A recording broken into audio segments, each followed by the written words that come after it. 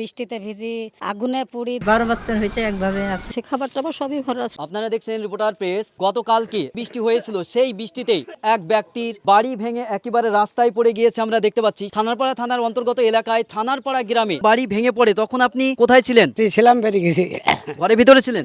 ওই উচ্ছ্বাস হয়েছিলাম। আপনি কিভাবে বুঝলেন যে ভেঙে পড়ছে? মরমর করছে। তখনই বেরিয়ে গেলেন? হ্যাঁ। কজন ছিলেন ঘরে? আমরা দুই স্বামী স্ত্রী। যে আবাস যোজনায় যে ঘর দেওয়া হচ্ছে সেখানে কি আপনারা জানিয়েছিলেন? না, কোনোদিন ও আর দেয়নি আমাদেরকে। আইন কুমারও আসে না, কোনোদিন করে।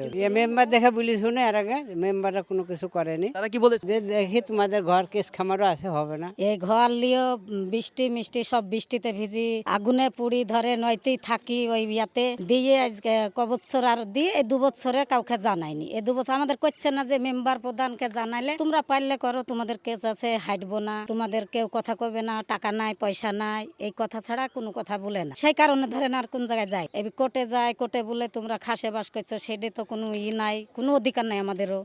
তো তোমাদের গ্রামের মানুষজন জুটি করে দিবে ঘরটা দাড়ি থেকে, তো সেটাও কেউ করে না, কেউ প্রতিবাদও করে না, কেউ আসেও না। ধরেন এই পরিস্থিতিতেই আছি। ধরেন সকালে না হলে মানুষ চাপা পড়ি মরতো। কতদিন থেকে এই অবস্থায় আছেন?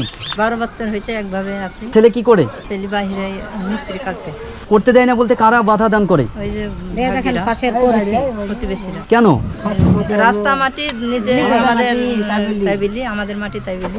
আমাদের কি করে কিছু করবো? নাই। আমাদের টাকা নাই পয়সা নাই, কিন্তু সরকারের কাছে কি দাবি জানাচ্ছেন? আমাদের ঘর চাই, আমাদের যেভাবে আছে আমরা ঘরটা করে দেওয়ার দাবি চাই। আমরা সরকারের কাছে এই আবেদন যে আমরা ঘরটা যেন আমাদের সরকার এসে করে দেয়। আমাদেরকে টাকায় মুখ পানে, আমরা গরিব মানুষ, আমাদের অর্থ নাই, জমি নাই, জায়গা নাই। আমাদের যে মাঠা খাইটি ছেলপিলি মিস্ত্রির কাজ করে কত টাকায় বা সংসারটা চলবে। আমরা এই বাড়িতে দুটো পরিবার। আজকে যে বাড়ি ভেঙে গিয়েছে বা বাড়ি পড়ে গিয়েছে তার জন্য কি কোনো মেম্বার প্রধানকে জানিয়েছেন? না, এখনো মেম্বারদের জানাইনি, এবং একজনের কাছে গেছিল, তাকে লাগাইল পাওয়া যায়নি। নাই, কলকাতায় মিটিং এ গেছে। আমাদের কেউ নাই, তো আমাদের কথা শুনে না তো গেল।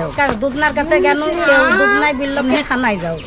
এই থানায় এখনো যায়নি। এই থানায় এর আগেও হেঁটে আজ 12 বছর হাঁটছি। ধরেন কোর্টে হাঁটছি, থানায় হাঁটছি, কেউ করছে না। না হলে এই অবস্থায় থাকবো। প্রতিবেশী যারা রয়েছে তাদের সঙ্গে কথা বলবো, জানাবেন যে কতদিন থেকে এই অবস্থায় দেখছেন আপনারা? 12 বছর ধরে দেখছি। ঘরটা যেন হয়ে যায় গরিব মানুষ। প্রতিবেশী হিসেবে হ্যাঁ, ঘরটা দাড়ি থেকে করে দিয়ে যাবে সরকার, যাতে কেউ বাধা না হতে পারে।